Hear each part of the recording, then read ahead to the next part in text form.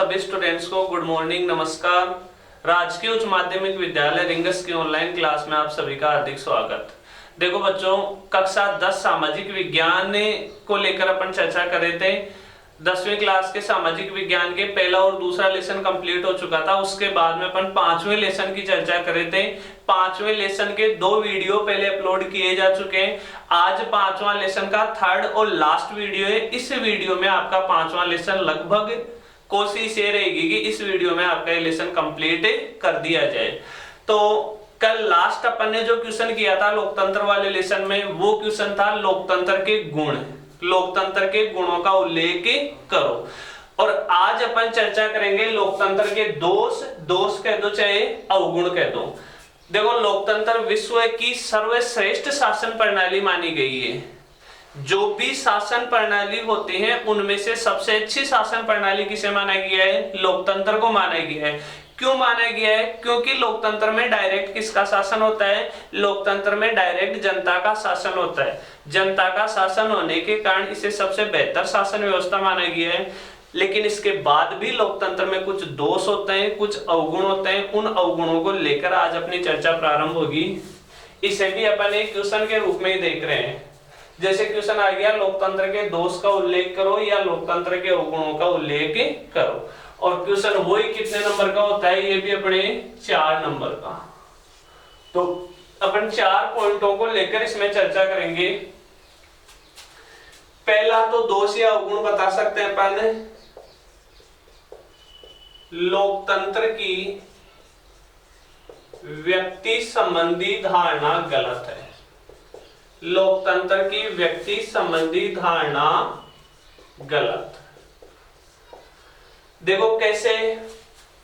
लोकतंत्र में व्यक्ति को बुद्धिमान प्राणी माना गया है। बुद्धिमान प्राणी मानने के कारण लोकतंत्र ये मानता है कि व्यक्तियों में बुद्धि होती है, वह बुद्धिमान प्राणी होता है। बुद्धिमान प्राणी होने के कारण ही लोकतंत्र में क्या किया जाता है? जनता को वोट देने का अधिकार किया जाता है। वोट या मतदान करने का अधिकार दिया जाता है। मतदान के माध्यम से जनता खुद शासक की नियुक्ति करती है।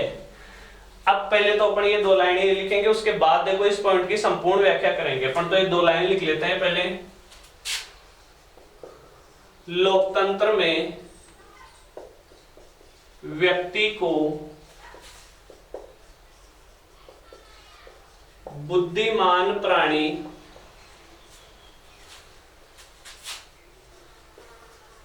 माना गया है। इस कारण व्यक्तियों को मतदान का अधिकार दिया गया है। बुद्धिमान प्राणी माना गया है, इस कारण व्यक्ति को किसका अधिकार दिया गया है? मतदान का अधिकार दिया गया है। और इसके माध्यम से, किसके माध्यम से? मताधिकार या मतदान के माध्यम से। तो जिसके माध्यम से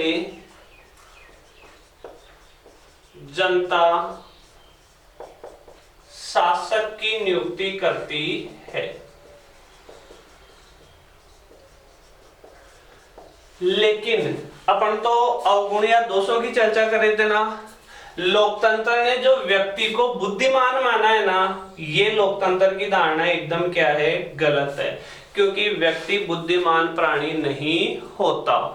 क्यों नहीं होता? बुद्धिमान प्राणी मानकर उसको मत देने का अधिकार तो दे दिया, लेकिन ज्यादातर अपन ये देखते हैं कि व्यक्ति जो होता है वो एक योग्य उम्मीदवार को वोट या अपना मत ना देकर व्यक्ति धर्म और जाति के नाम पर मत देता है। व्यक्ति भावनाओं में बहकर मतदान करता है। इसलिए ज्यादातर ये होता है कि वो धर्म, जाति और भावनाओं में बहकर गलत आदमी को अपना शासक नियुक्त कर लेता है।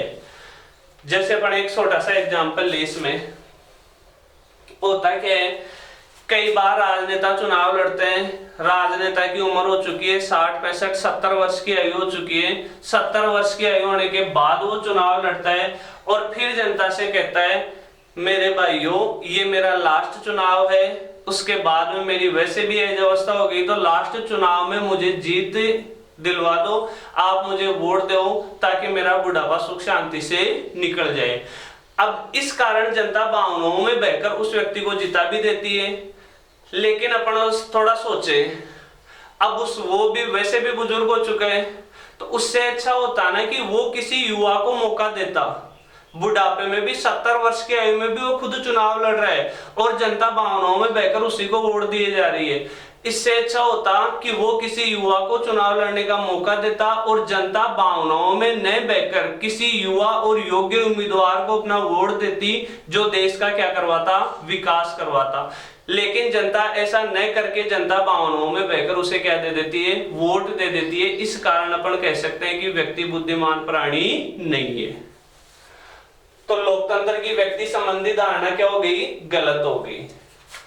अब इसमें आगे अपन लिखेंगे, लेकिन व्यक्ति धर्म व जाति के नाम पर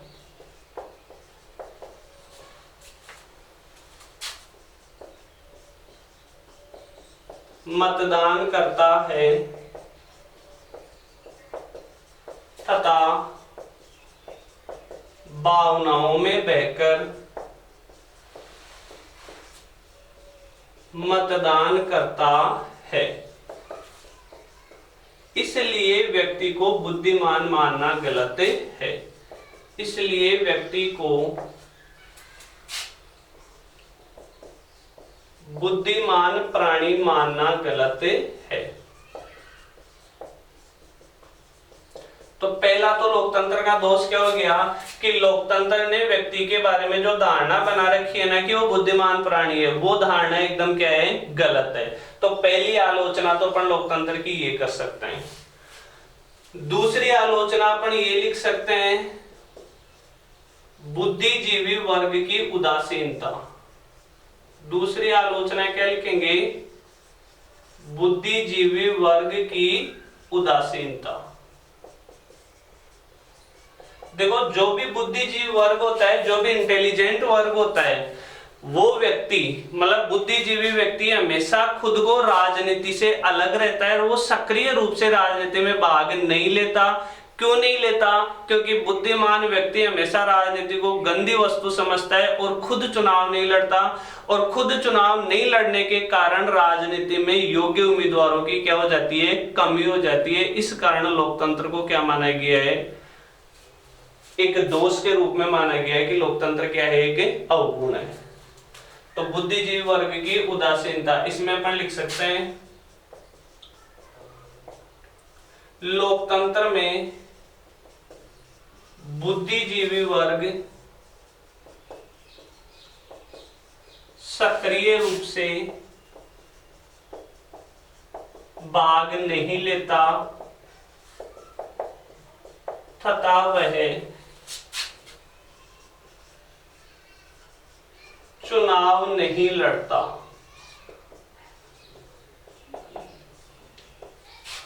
इसलिए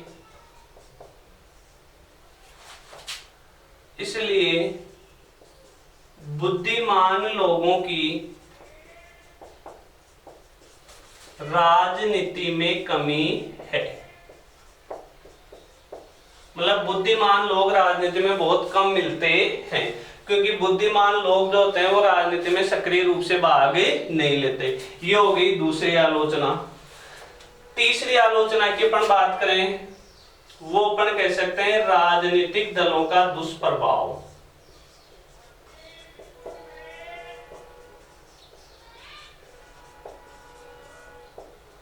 कैसे? लोकतंत्र का अपन तीसरा दोष या तीसरा अवगुण बता सकते हैं, राजनीतिक दलों का दुष्प्रभाव। लोकतंत्र में क्या होता है, राजनीतिक दल जब प्रचार करते हैं तो प्रचार करते वक्त वो एक दूसरे की बुराई करते हैं। भाजपा वाले कांग्रेस की बुराई करते हैं, कांग्रेस वाले भाजपा की बुराई करते हैं, और समाज में एक दूसरे के प्रति घृणा का माहौल पैदा करते हैं। इस कारण समाज दो भागों में बढ़ जाता है और आपस में द्वेषता पैदा होती है। तो अपन ये कह सकते हैं कि राजनीतिक दलों द्वारा क्या किया जाता है, दुष्प्रचार किया जाता है एक दूसरे दलों के खिलाफ। इसलिए एक दूसरे के प्रति लोगों में क्या उत्पन्न होती है, घृणा उत्पन्न होती है। तो एक तो अपन ये कह सकते हैं। दूसरा, चलो पहले इसको लिखते हैं, राजनीतिक दल चुनाव प्रचार के समय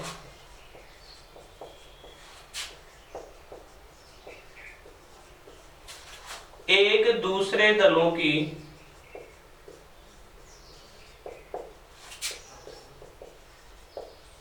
आलोचना करते हैं।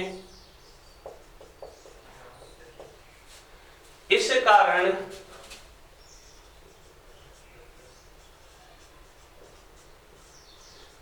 लोगों में आपस में एक दूसरे के प्रति घृणा उत्पन्न होती है। इसके अलावा देखो क्या होता है, एक बात तो अपन ये लिख सकते हैं राजनीतिक दलों के दुष्प्रभाव में, दूसरी बात अपन ये लिख सकते हैं कि राजनीतिक दल जो होते हैं वो राष्ट्र भक्ति की बजाय दल भक्ति को ज्यादा महत्व देते हैं। वो राष्ट्र हित की बजाय खुद के दल के हित को ज्यादा महत्व देते हैं। तो इसी में अपन लिख देंगे, इसके अलावा राजनीतिक दल देश हित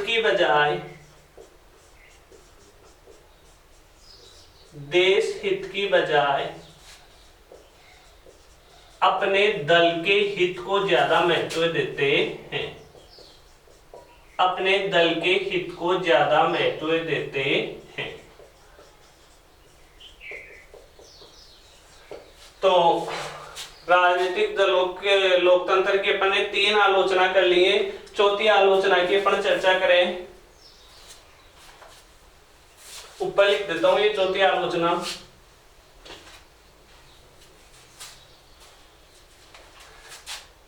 चौथी आलोचना अपन कर सकते हैं धन व समय का अपव्यय।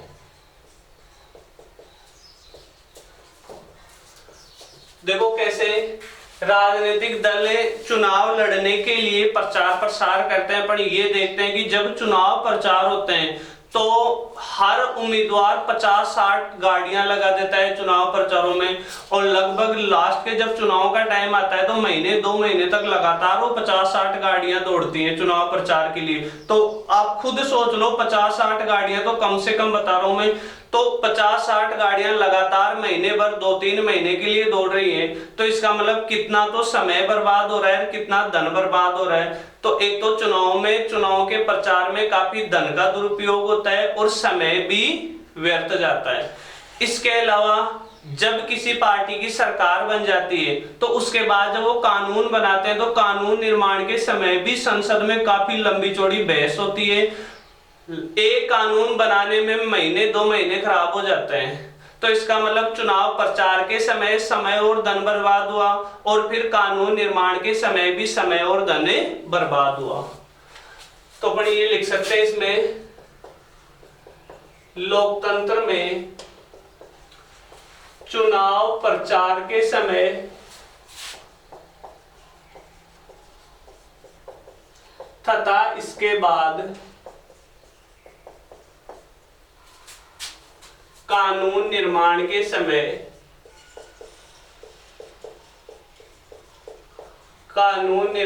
समय काफी धन व समय बर्बाद होता है। तो चौथा लोकतंत्र का दोष अपन बता सकते हैं समय तथा धन का अपव्यय। पांचवा अपन इसका दोष बता सकते हैं उदासीन मतदाता। देखो अपने को 4 ही दोष लिखने हैं, क्योंकि एग्जाम में पूछे जाएंगे तो 4 ही पूछे जाएंगे, लेकिन अपन 5 की चर्चा कर लेते हैं ताकि 5 आप लोग याद रखोगे तो एग्जाम में जब आप पेपर करने बैठोगे तो कम से कम 4 तो आपको याद आ ही जाएंगे। लोकतंत्र में जहां भी अपन देखते हैं, जैसे जितने भी मतदाता होते हैं, वोट डालने वाले होते हैं, लगभग ये देखा जाता है कि ज्यादा से ज्यादा 50-60% लोग ही वोट डालने पहुंचते हैं, मत देने पहुंचते हैं। इसका मतलब पूरे लोग, पूरी जनता मताधिकार में मत देने के लिए नहीं जा रही। इसका मतलब लोग लोकतंत्र के प्रति क्या है, उदासीन है। तो इसमें अपन लिख सकते हैं लगभग प्रत्येक चुनाव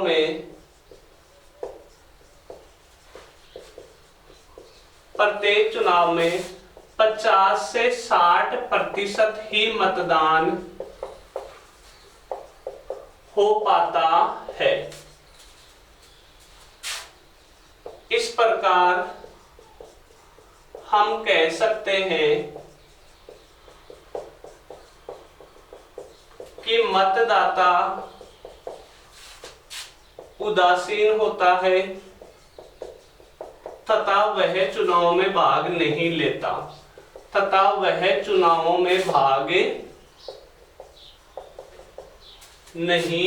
लेता ये लोकतंत्र के क्या हो गए? दोष हो गए। अब देखना अपन लोकतंत्र के दोषों को लेकर या अवगुणों की चर्चा कर रहे थे। पहला तो क्या हो गया? लोकतंत्र की व्यक्ति संबंधी धारणा गलत, क्योंकि लोकतंत्र में व्यक्ति को बुद्धिमान माना गया है, लेकिन व्यक्ति बुद्धिमान नहीं होता, क्योंकि वह धर्म, जाति और भावनाओं में बहकर अपने मत का क्या करता है? प्रयोग करता है, जिसे अयोग्य उम्मीदवार को वो शासक चुन लेता है। तो पहला तो ये हो गया। दूसरा अवगुण ऊपर लिख सकते हैं, बुद्धिजीवी वर्ग की उदासीनता। बुद्धिजीवी जो वर्ग होता है, जो इंटेलिजेंट लोग होते हैं, वो खुद को चुनाव से अलग रहते हैं, सक्रिय रूप से चुनाव में भाग नहीं लेते तथा वो चुनाव नहीं लड़ते। इस कारण राजनीति में योग्य उम्मीदवारों की क्या रहती है? कमी रहती है। तीसरा अपन दोष लिख सकते हैं, राजनीतिक दलों का दुष्प्रभाव। मतलब ये हो गया कि राजनीतिक दल जब प्रचार करते हैं, चुनाव का प्रचार करते हैं, तो एक दूसरे के खिलाफ गणना का माहौल बनाते हैं, जिससे लोगों में एक दूसरे के प्रति ईर्ष्या और द्वेषता की भावना आती है। इसके अलावा वो देश हित की बजाय खुद के दल के हित को ज्यादा महत्व देते हैं। चौथा अपन लोकतंत्र का अवगुण बता सकते हैं, समय तथा धन का अपव्यय होता है। चुनाव प्रचार में काफी समय और धन खर्च होता है, और कानून के निर्माण में भी काफी समय तथा धन बर्बाद होता है। पांचवा अवगुण बता सकते हैं, उदासीन मतदाता। लगभग 50-60% मतदाता ही मतदान में भाग लेते हैं। तो ये क्या हो गए? लोकतंत्र के अवगुण। अब इस लेसन के अपन लास्ट पर्सन की चर्चा करेंगे, और वो पर्सन है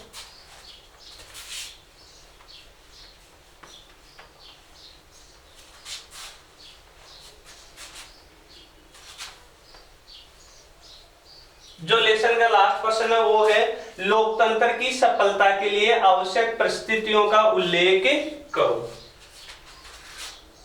क्वेश्चन के रूप में ही लिखते हैं, पर इसको भी लोकतंत्र की सफलता के लिए आवश्यक परिस्थितियों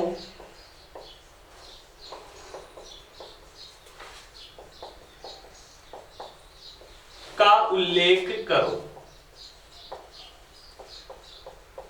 मतलब ऐसी कौन सी परिस्थितियों का निर्माण किया जाए जिससे लोकतंत्र क्या हो सके? सफल हो सके।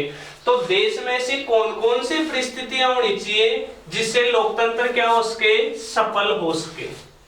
तो ऐसी कुछ परिस्थितियों की चर्चा अपन करें तो पहला तो अपन लिख सकते हैं, देश में शांति व्यवस्था हो। क्यों?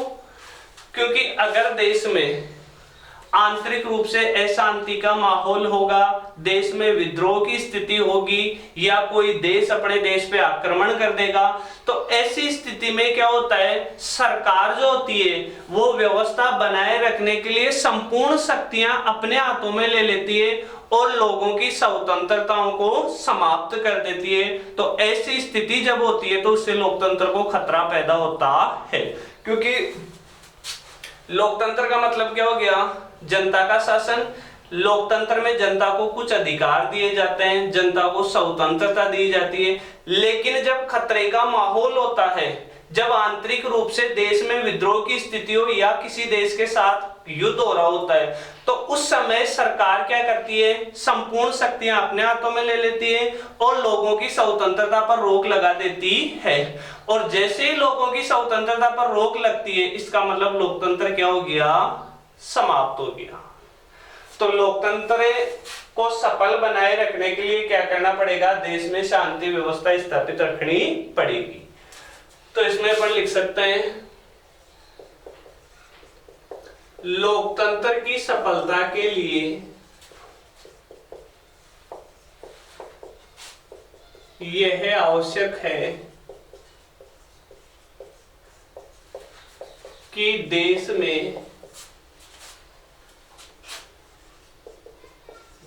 में शांति हो, विद्रोह की स्थिति ना हो, शांति हो, विद्रोह की स्थिति ना हो, किसी आक्रमण का खतरा ना हो,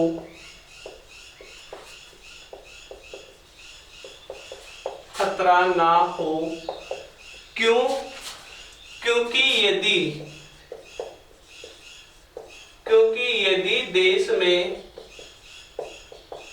अशांति का माहौल होगा, देश में अशांति का माहौल होता है तो सरकार संपूर्ण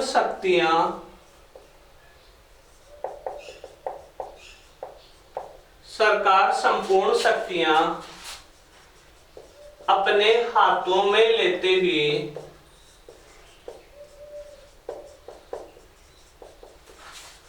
व्यक्तियों की स्वतंत्रता पर रोक लगा देती है।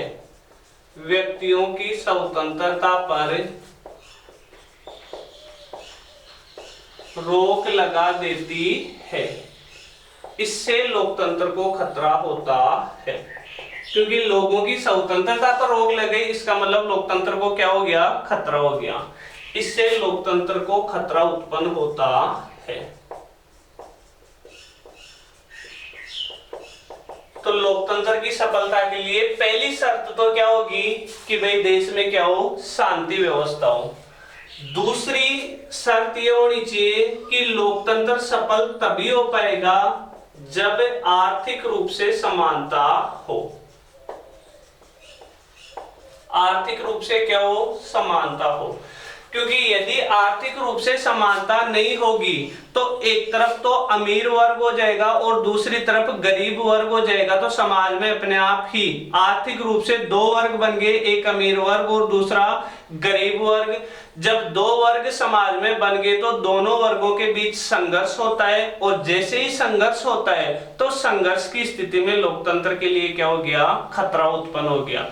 तो लोकतंत्र को यदि सफल बनाना है तो देश के सभी लोगों के बीच आर्थिक रूप से लगभग क्या रखनी पड़ेगी? समानता रखनी पड़ेगी। तो समानता रखनी पड़ेगी ताकि समाज के दो वर्ग नहीं हो, और दो वर्ग नहीं होंगे तो आपस में वर्ग संघर्ष भी नहीं होगा।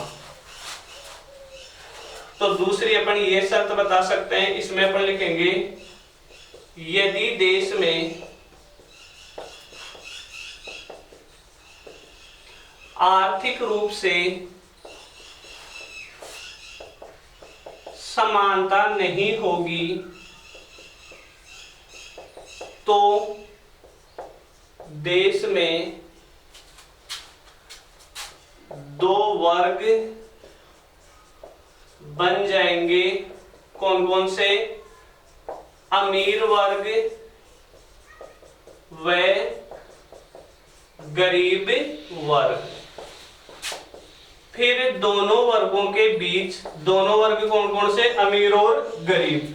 फिर दोनों वर्गों के बीच संघर्ष होगा जिससे लोकतंत्र को खतरा होगा।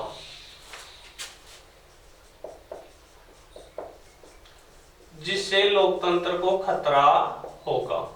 तो ये लोकतंत्र की सफलता के लिए आवश्यक है कि आर्थिक रूप से क्या हो? समानता हो। तीसरा, शिक्षित व जागरूक जनता हो। शिक्षित व जागरूक जनता हो,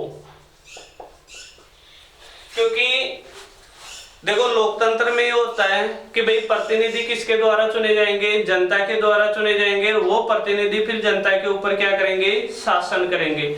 अगर प्रतिनिधि शिक्षित होंगे, प्रतिनिधि जागरूक होंगे, तो वो ये समझ पाएंगे कि सरकार अपने लिए जो कार्य कर रही है वो सही है या गलत है। क्योंकि अनपढ़ व्यक्ति या जिसको राजनीति की समझ नहीं है, उसकी जहां से चाहे सरकार कुछ भी करे उसको कोई मतलब नहीं रहता। इसलिए लोकतंत्र तभी सफल माना जाता है जब जनता जागरूक हो और सरकार की नीतियों को वो समझ पाए। तो तीसरा अपन ये लिख सकते हैं, लोकतंत्र में शिक्षित व जागरूक जनता का होना आवश्यक है। शिक्षित व जागरूक जनता का होना आवश्यक है, क्योंकि तभी जनता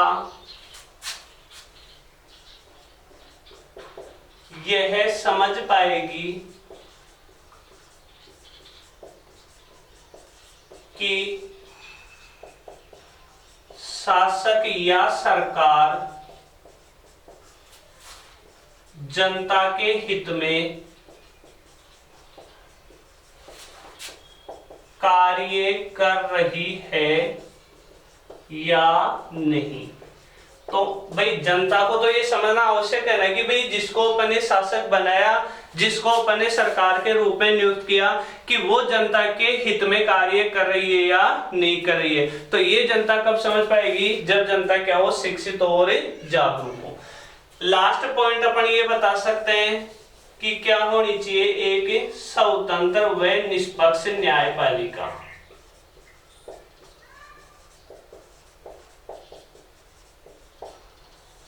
अब देखना इसमें लोकतंत्र में क्या होता है कि जनता को कुछ अधिकार दिए जाते हैं, और उन अधिकारों की सुरक्षा कब हो पाएगी, जब न्यायपालिका स्वतंत्र हो और निष्पक्ष हो। क्योंकि लोकतंत्र में लोगों को अधिकार तो दिए जाते हैं, लेकिन उन अधिकारों की सुरक्षा कौन करे, उनकी सुरक्षा करने के लिए भी तो कोई संस्था होनी चाहिए ना। और उन अधिकारों की सुरक्षा किसके द्वारा की जाती है, न्यायपालिका द्वारा की जाती है। और न्यायपालिका लोगों के अधिकारों की सुरक्षा तभी कर पाएगी जब न्यायपालिका क्या हो, स्वतंत्र हो और न्यायपालिका निष्पक्ष रूप से कार्य करे। तो इसमें अपन लिख सकते हैं, लोकतंत्र में जनता को कुछ अधिकार दिए जाते हैं, कुछ अधिकार दिए जाते हैं, तथा इन अधिकारों की सुरक्षा के लिए, इन अधिकारों की सुरक्षा के लिए स्वतंत्र व निष्पक्ष न्यायपालिका का होना आवश्यक है, का होना आवश्यक है। तो ये लोकतंत्र की सफलता के लिए आवश्यक क्या हो गई, परिस्थिति हो गई। इसमें अपने को वो उल्लेख करना था कि भाई देश में ऐसी क्या परिस्थितियां होनी चाहिए जिससे लोकतंत्र सफल हो सके। तो लोकतंत्र की सफलता के लिए आवश्यक पहली शर्त तो क्या होगी, देश में शांति व्यवस्था हो। क्योंकि यदि देश में शांति व्यवस्था नहीं रहेगी तो अशांति के माहौल में सरकार सारी शक्तियां अपने हाथों में ले लेती है, लोगों की स्वतंत्रता पर रोक लगा देती है। लोगों की स्वतंत्रता पर जैसे ही रोक लगती है तो लोकतंत्र अपने आप ही क्या हो गया, असफल हो गया। दूसरी शर्त है आर्थिक रूप से समानता हो। क्योंकि यदि आर्थिक रूप से समानता नहीं होगी तो दो वर्ग हो जाएंगे, अमीर वर्ग और गरीब वर्ग, दोनों के बीच संघर्ष होगा। संघर्ष होगा तो लोकतंत्र को क्या हो जाएगा, खतरा हो जाएगा। तीसरी शिक्षित व जागरूक जनता हो। क्योंकि शिक्षित व जागरूक जनता ही सरकार की नीतियों को समझ पाती है, वो जनता ही तय करती है कि सरकार जो कार्य कर रही है वो जनता के हित में है या नहीं है। चौथी, जनता के अधिकारों की सुरक्षा के लिए क्या होनी चाहिए, स्वतंत्र व निष्पक्ष न्यायपालिका। ये अपना 5वां लेसन कंप्लीट। अब अपन चर्चा करेंगे 5वें लेसन के जो किताब के लास्ट में जो क्वेश्चन आंसर दे रखे हैं उनको।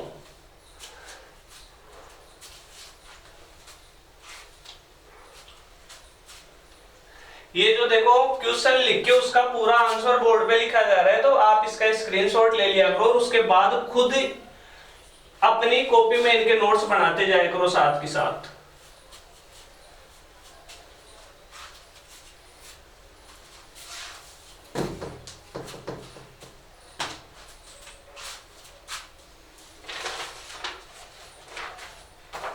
अब देखो किताब के जो लास्ट में क्वेश्चन दे रखे हैं उनकी अपन चर्चा करें। पहला प्रश्न दे रखा है आपकी किताब में, डेमोक्रेसी शब्द ग्रीक भाषा के किन शब्दों से मिलकर बना है, उनका प्रचलित व स्वीकृत अर्थ क्या होगा। तो शुरुआत में ही अपन ने बता दिया था पहले प्रश्न का आंसर। तो क्वेश्चन आपके ये है, डेमोक्रेसी ग्रीक भाषा के किन दो शब्दों से मिलकर बना है। तो एक तो बताया था मैंने आपको डेमोस और दूसरा बताया था क्रेटिया। फिर दोनों का अर्थ पूछा है तो डेमोस का अर्थ हो गया जनता की और क्रेटिया का अर्थ क्या हो गया, शक्ति। डेमोस का अर्थ जनता, तो इस प्रकार डेमोक्रेसी का अर्थ क्या हो गया, जनता की शक्ति। इसके अपन पहले भी चर्चा कर चुके थे। दूसरा क्वेश्चन देखो, लोकतांत्रिक शासन प्रणाली के दो प्रमुख भेद कौन कौन से हैं। तो दूसरे का आंसर होगा प्रत्यक्ष लोकतंत्र व अप्रत्यक्ष लोकतंत्र। दूसरे का आंसर क्या होगा, प्रत्यक्ष लोकतंत्र व अप्रत्यक्ष लोकतंत्र। ये हो गया अपने दूसरे क्वेश्चन का आंसर। तीसरा क्वेश्चन है उदारवादी प्रतिनिधि, जिसको उदारवादी लोकतंत्र को अपन प्रतिनिधि लोकतंत्र भी बोलते हैं या अप्रत्यक्ष लोकतंत्र भी बोलते हैं। इस प्रणाली के दो प्रमुख प्रकार कौन से हैं। तो तीसरे का आंसर होगा संसदीय लोकतंत्र व अध्यक्षात्मक लोकतंत्र।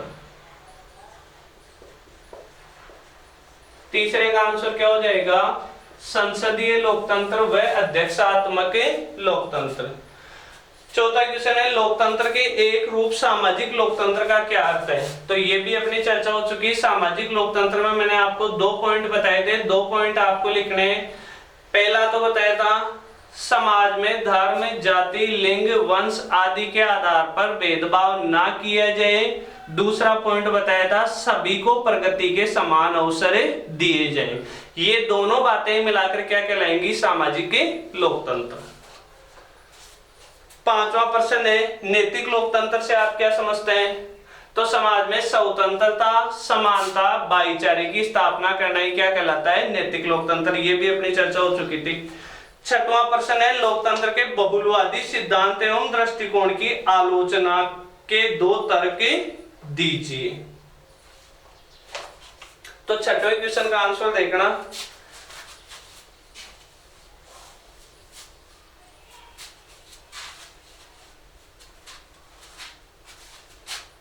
क्वेश्चन है छठवां कि बहुलवादी जो सिद्धांत था ना लोकतंत्र का, उसकी 2 आलोचना बतानी है अपने को। तो देखो मैंने आपको ये बताया था कि बहुलवादी सिद्धांत ये मानता है कि देश में अनेक संस्थाएं होती हैं और प्रत्येक संस्थाओं के पास क्या होनी चाहिए, शक्ति होनी चाहिए। लेकिन अगर अपन इसकी आलोचना करें तो ये कह सकते हैं कि भाई देश में इतनी सारी संस्था हैं और प्रत्येक संस्था के पास यदि शक्तियां होंगी तो शासन अपने आप ही क्या हो जाएगा, कमजोर हो जाएगा।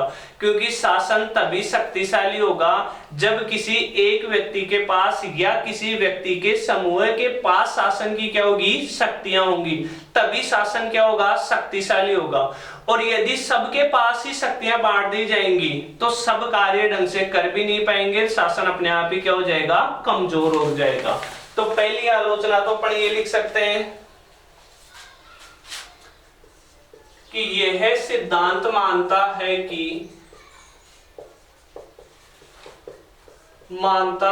कि देश में अनेक संस्थाएं होती हैं तथा सभी संस्थाओं के पास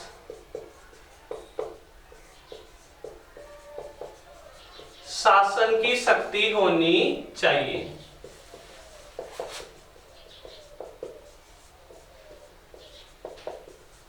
बहुलवादी सिद्धांत क्या मानता है कि भाई देश में अनेक संस्थाएं होती हैं और सभी संस्थाओं के पास शासन की शक्ति होनी चाहिए।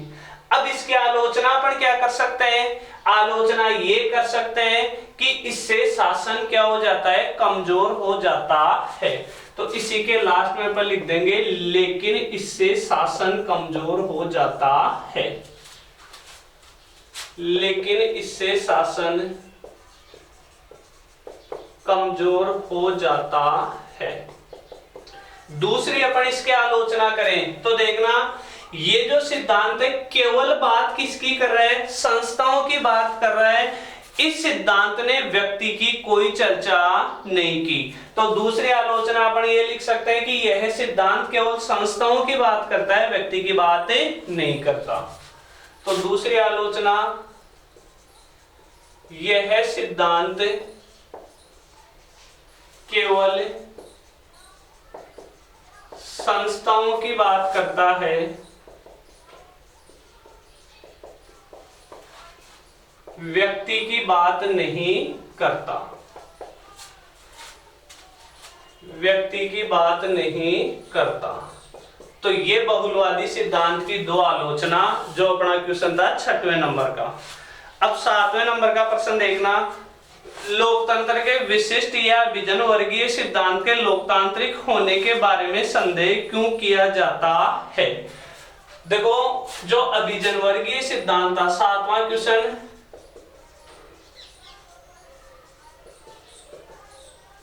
अभिजन वर्गीय सिद्धांत या विशिष्ट वर्गीय सिद्धांत ये लोकतांत्रिक है या नहीं है। तो इसमें यही क्वेश्चन अपने से पूछ रहा है कि लोकतांत्रिक होने में क्यों संदेह किया जा रहा है। तो संदेह इसलिए किया जा रहा है क्योंकि मैंने आपको एक उदाहरण दिया था कि भाई ये सिद्धांत ये कहता है कि प्रत्येक समाज में उच्च स्तर पर एक वर्ग होता है और उच्च स्तर पर जो वर्ग होता है उसमें ही आपस में शासन की सत्ता घूमती रहती है। मैंने आपको उदाहरण दिया था राजस्थान में जैसे गहलोत और दूसरी तरफ वसुंधरा राजे। होने को तो राजस्थान में लोकतंत्र है लेकिन शासन एक बार गहलोत के हाथों में आता है, एक बार वसुंधरा के हाथों में आता है, फिर गहलोत के हाथों में आता है, फिर किसके हाथों में, वसुंधरा के हाथों में।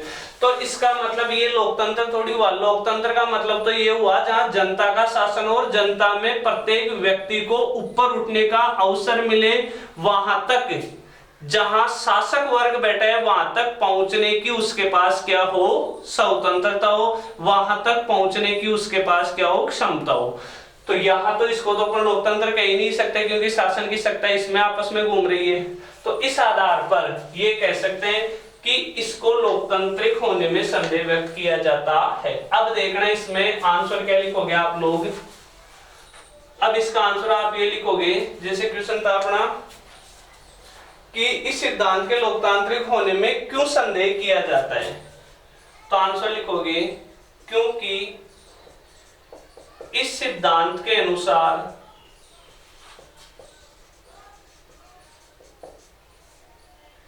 समाज में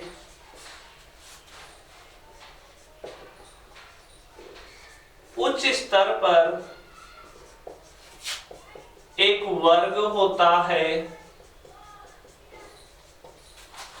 और शासन की सत्ता, और शासन अपन ये लिख सकते हैं, और शासन केवल उसी वर्ग के हाथों में रहता है। शासन केवल उसी वर्ग के हाथों में रहता है।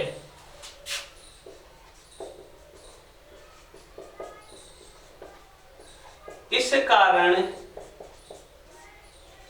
यह एक प्रकार से लोकतंत्र नहीं है। इस कारण यह एक प्रकार से लोकतंत्र नहीं है। ये अपना आंसर हो जाएगा कौन से प्रश्न का, 7वें प्रश्न का। इसके बाद में देखना, अब इसका स्क्रीनशॉट ले लेना और आप आराम से घर बैठ के याद कर लेना इनको। 6वें क्वेश्चन का आंसर भी हो गया और अपना 7वें प्रश्न का आंसर भी हो गया।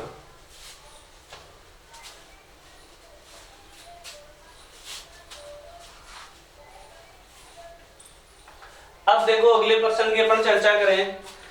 8वां प्रश्न है, लोकतांत्रिक शासन के किन्हीं 3 गुणों को इंगित कीजिए। लोकतांत्रिक शासन के 3 गुण बताने, अपने को अपन गुणों की चर्चा कर चुके, कोई से भी 3 गुण उनमें से आप लिख देना। अगला क्वेश्चन है, लोकतांत्रिक शासन के 3 अवगुण बताइए। अवगुणों की भी अपनी चर्चा होगी, अवगुण कह दो चाहे दोष कह दो, एक ही बात है। अगला प्रश्न है, लोकतंत्र के सफल संचालन के लिए आवश्यक 3 शर्तों का उल्लेख कीजिए। तो लेसन के लास्ट का अपन ने यही क्वेश्चन किया था, लोकतंत्र की सफलता के लिए आवश्यक शर्तें या परिस्थिति। अगला क्वेश्चन है, भारत में लोकतंत्र के संचालन के मार्ग की 3 प्रमुख बाधाओं को इंगित कीजिए। ध्यान रखना, लोकतंत्र की सफलता के लिए या लोकतंत्र के संचालन की 3 प्रमुख बाधाएं पूछी हैं। इसमें अपने को लोकतंत्र के कोई से 3 अवगुण बताने। बाधा आ रही है, इसका मतलब अपन क्या बताएंगे, अवगुण। तो इस क्वेश्चन के आंसर में आपको लोकतंत्र के कोई 3 अवगुण बताने हैं। अगला क्वेश्चन है, ऐसे 3 तथ्यात्मक तर्क दीजिए जो भारत के लोकतंत्र के उज्जवल भविष्य को प्रकट करते हो। इसमें अपने को बताना है लोकतंत्र के कोई 3 गुण। ध्यान रखना, 11वें प्रश्न में तो लोकतंत्र के 2 से अवगुण बताने हैं, 12वें प्रश्न में अपने को लोकतंत्र के कोई 3 गुण बताने हैं। इसके बाद में बचे अपने निबंधात्मक प्रश्न। तो निबंधात्मक प्रश्न जो भी बनते हैं ना, वो अपन ने क्वेश्चन के बीच जो लेसन अपना चल रहा था उस दौरान कंप्लीट ले चुके हैं। अब आपको इस लेसन के निबंधात्मक प्रश्न अलग से पढ़ने की आवश्यकता नहीं है। और इस तरह से अपना ये 5वां लेसन भी कंप्लीट। और नेक्स्ट वीडियो में अपन बात करेंगे अपनी किताब का जो इससे नेक्स्ट लेसन है, 6वां लेसन। तब तक के लिए धन्यवाद। जय हिंद, जय भारत।